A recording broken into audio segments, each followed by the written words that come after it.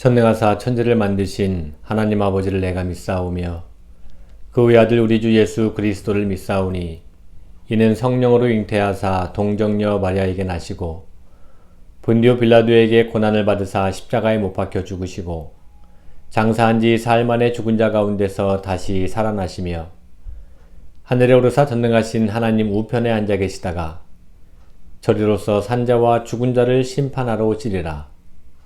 성령을 믿사오며 거룩한 공예와 성도가 서로 교통하는 것과 죄를 사하여 주시는 것과 몸이 다시 사는 것과 영원히 사는 것을 믿사옵나이다. 아멘. 다같이 찬양 비준비하시니 부르겠습니다.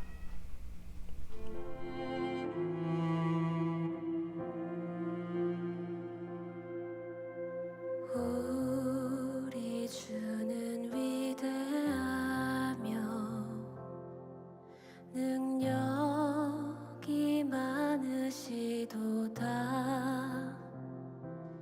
그의 지혜 무궁하며 인자는 영원하도다. 상한 자를 고치시며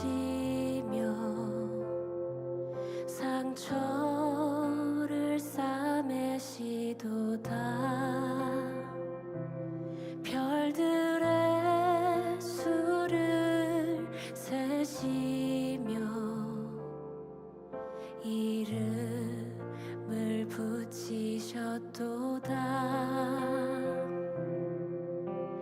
그가 구름으로 하늘을 덮으시며 땅을 위하여 비 준비하시니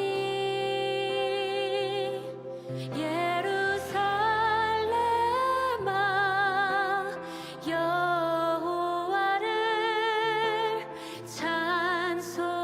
찬송할지어다. 내 하나님을 감사함으로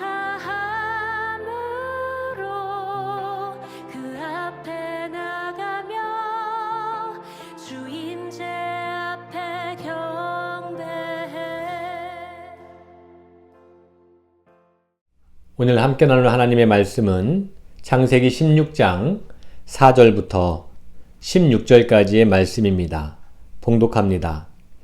아브라함이 하갈과 동침하였더니 하갈이 임신함에 그가 자기의 임신함을 알고 그의 여주인을 멸시한지라. 사레가 아브라함에게 이르되 내가 받는 모욕은 당신이 받아야 옳도다. 내가 나의 여종을 당신의 품에 두었거늘 그가 자기의 임신함을 알고 나를 멸시하니 당신과 나 사이에 여호와께서 판단하시기를 원하노라. 아브라함이 사레에게 이르되 당신의 여종은 당신의 수중에 있으니 당신의 눈에 좋을 대로 그에게 행하라 하매 사레가 하갈을 학대하였더니 하갈이 사레 앞에서 도망하였더라. 여호와의 사자가 광야의 샘물 곁 곧 술길 샘 곁에서 그를 만나 이르되 사레의 여종 하갈아 내가 어디서 왔으며 어디로 가느냐. 그가 이르되 나는 내 여주인 사레를 피하여 도망하나이다. 여호와의 사자가 그에게 이르되 내 여주인에게로 돌아가서 그 수하에 복종하라. 여호와의 사자가 또 그에게 이르되 내가 내 씨를 크게 번성하여 그 수가 많아 셀 수 없게 하리라. 여호와의 사자가 또 그에게 이르되 내가 임신하였은즉 아들을 낳으리니 그 이름을 이스마엘이라 하라. 이는 여호와께서 내 고통을 들으셨음이니라. 그가 사람 중에 들나귀같이 되리니 그의 손이 모든 사람을 치겠고 모든 사람의 손이 그를 칠지며 그가 모든 형제와 대항해서 살리라 하니라. 하갈이 자기에게 이르신 여호와의 이름을 나를 살피시는 하나님이라 하였으니 이는 내가 어떻게 여기서 나를 살피시는 하나님을 배웠는고 함이라. 이러므로 그 샘을 부엘 라헤 로이라 불렀으며 그것은 가데스와 베렛 사이에 있더라. 하갈이 아브라함의 아들을 낳음에 아브라함이 하갈이 낳은 그 아들을 이름하여 이스마엘이라 하였더라. 하갈이 아브라함에게 이스마엘을 낳았을 때에 아브라함이 86세였더라. 아멘. 반갑습니다. 오늘은 하갈이라는 여인에 대한 이야기입니다.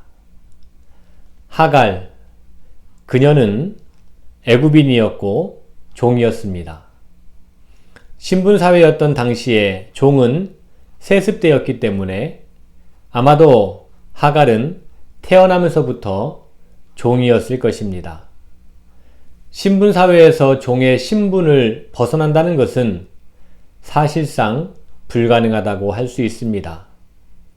그런데 오늘 말씀을 보면 하갈에게 뜻밖의 기회가 찾아옵니다.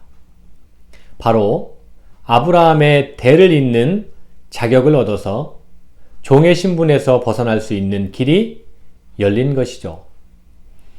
하갈에게 있어서 이런 기회를 준 주인 사라는 사실 은인 중에 은인이라고 할 수 있습니다.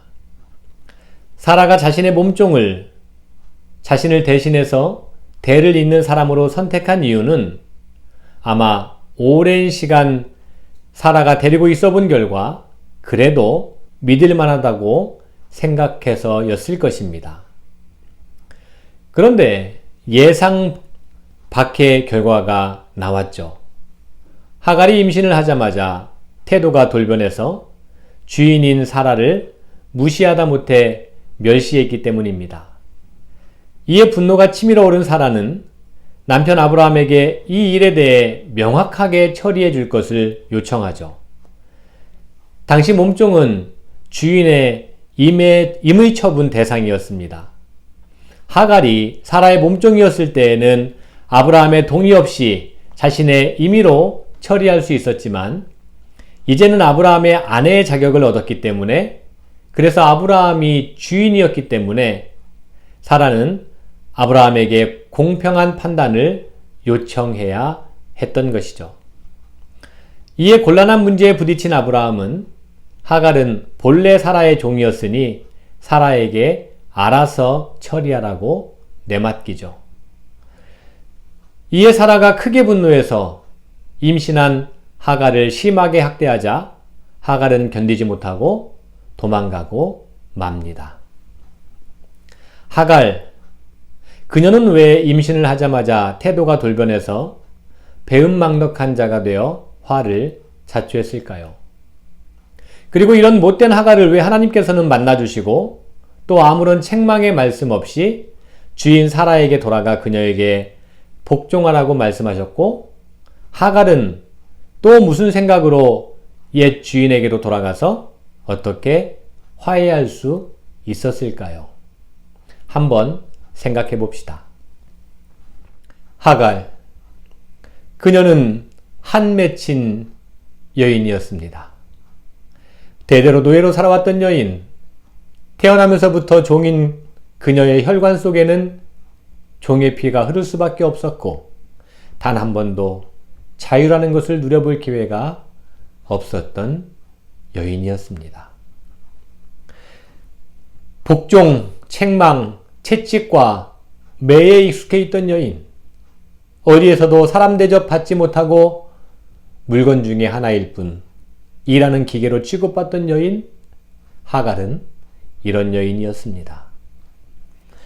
그런데 그런 그녀에게 어느 날 전혀 낯선 환경이 찾아온 것이죠. 비록 정실은 아니었지만 후실로라도 아브라함의 아내가 되어서 이제는 자유를 누리며 살 수 있게 된 것입니다. 이렇게 되면 무슨 일이 벌어질까요? 흔히 생각하듯이 큰 은전이 주어진 것을 고맙게 생각하고 사라에게 늘 감사하는 삶을 살아갈까요? 아마도 하갈이 임신하기 전에는 그랬을 수도 있을 것입니다. 아직 그 자리가 확정된 것이 아니기 때문이죠. 하지만 임신하여서 후실의 자리가 굳어지고 안정을 확보하게 된 이 하갈, 그동안 받았던 것, 자기 속에 채워져 있던 것들이 이제 서서히 나오게 되어 있습니다. 하갈이 노예로 있으면서 받았던 온갖 냉대들, 하갈의 가슴 깊은 곳에는 이런 한들로 가득 차 있었지만 노예였기 때문에 이런 것조차도 어디에서도 발산할 기회가 없었습니다. 그런데 이제 상황이 반전되자 속에 들어있던 것들이 서서히 쏟아져 나옵니다. 호된 시집살이한 여자가 후일 독한 시어머니가 되는 이유와 비슷하다고 할 수 있습니다. 하갈의 속에 들은 것이 울분이었기 때문에 들어있는 대로 나오게 마련입니다. 하갈 그녀가 은혜를 베푼 옛 주인에게 은혜를 원수로 갚은 이유는 다름 아닌 여기에 있습니다. 사람이 볼 때 하갈의 행위는 배은망덕합니다. 어디에서도 변명의 여지가 없습니다. 자, 그렇다면 하나님은 이러한 하갈을 어떻게 보실까요? 하나님은 사람의 행위 이전에 그 행위의 원인을 먼저 보시는 분입니다. 그래서 사람은 외모를 보거니와 나 여호와는 중심을 보느니라 라고 말씀하셨는데, 이 말씀도 이런 맥락에서 하신 말씀입니다. 하갈 속에 들어있던 온갖 상처들, 쏟아질 기회가 없다가 조건이 맞으니 본물처럼 터져나왔습니다. 그러나 사람으로서는 그런 하갈의 행위를 이해해 주기가 어렵지만 하나님은 이런 실상을, 그런 현실을 불쌍히 여기시고 이해해 주십니다. 왜냐하면 그분은 행위 이전에 그 원인을 먼저 보시기 때문입니다. 하나님께서는 하갈의 가슴 속에 들어있는 마음의 고통을 먼저 보시는 분이십니다. 이런 고통을 아시는 하나님, 그분은 샘물가에서 광야를 헤매는 목마른 한 여인, 그 마음은 더 심한 갈증에 시달리는 하갈을 바로 그곳에서 기다리고 계셨습니다. 그리고 그 목마름을 채워주셨습니다. 무엇으로 어떻게 채우셨는가 하면 이스마엘. 아브라함이 하갈에게서 낳은 아들의 이름이지만 단순한 이름에 그치지 않습니다. 목마른 하갈의 갈증을 풀어주시는 하나님의 방법이고 그 이름의 뜻은 다음과 같습니다. 여호와께서 내 고통을 들으셨음이니라. 하갈아, 그동안 얼마나 힘들었니? 어디에 하소연할 것도 없이 여태 구박만 받으면서 살아온 너의 고통을 나는 잘 알고 있다. 걱정하지 마라. 내가 내게 내 아들에게 큰 복을 주어 너처럼 살지 않게 하겠다. 나 여호와께서 내 고통을 들으셨다. 어디에도 책망의 말씀은 없습니다. 하갈의 쓰리고 아픈 가슴을 품어주시는 따스한 품, 그 품 속에서 하갈은 울고 또 울었을 것입니다. 한없이 또 한없이 그녀 속에 맺혀있던 한이 눈물과 같이 쏟아져 나왔겠죠. 이제 하나님께서 말씀하십니다. 내 여주인에게로 돌아가서 그 수하에 복종하라. 하나님께서는 하갈에게 본래의 자기 자리, 곧 사라의 종으로 돌아가라고 하셨습니다. 그런데 하나님의 이 말씀은 결코 윤리 도덕의 요청이 아닙니다. 왜냐하면 이제 하갈은 예전의 하갈이 아니기 때문입니다. 조건 없이 품어주시는 하나님의 품에서 실컷 울고 난 하갈, 하나님께서 길어주시는 샘물을 마시고 난 하갈, 이제 그녀는 완전 다른 사람이 되었습니다. 그 속에 그동안 구박받았던 온갖 상처들은 이제는 남아있지 않고 그녀가 흘린 눈물과 함께 녹아졌기 때문입니다. 하갈 속에 가득 차 있던 온갖 상처의 자리에는 술, 길, 샘 곁에서 경험한 하나님의 사랑으로만 가득 채워져 있게 됩니다. 하갈은 그 샘의 이름을 내가 어떻게 여기서 나를 살피시는 하나님을 배웠는고라며 부엘 라헤 로이라고 짓습니다. 부엘 라헤 로이. 하나님께서 병든 영혼을 치료하시는 방법입니다. 그리고 이 방법은 예수님께서 막달라 마리아를 예수님께서 사마리아 여인을, 예수님께서 삭개오를, 예수님께서 군대 귀신 들린 사람을, 예수님께서 배반하고 떠난 제자들을 비롯해서 온갖 문제에 시달리는 사람들을 치료하셨던, 그리고 치료하시는 원리와 일치하고 똑같습니다. 오늘도 동일하신 하나님께서 상처받고 그리고 절망하는 이들을 위로하고자 기다리시고 그들을 찾아가십니다. 우리 양무리 교우들이 부엘 라에 로이, 내가 어떻게 여기서 나를 살피시는 하나님을 배웠는고라며 감격과 감사 그리고 그런 간증이 있는 복된 삶이 되시기를 주님의 이름으로 간절히 축원합니다. 주님 가르쳐 주신 기도하심으로 창세기 29번째 시간을 모두 마칩니다.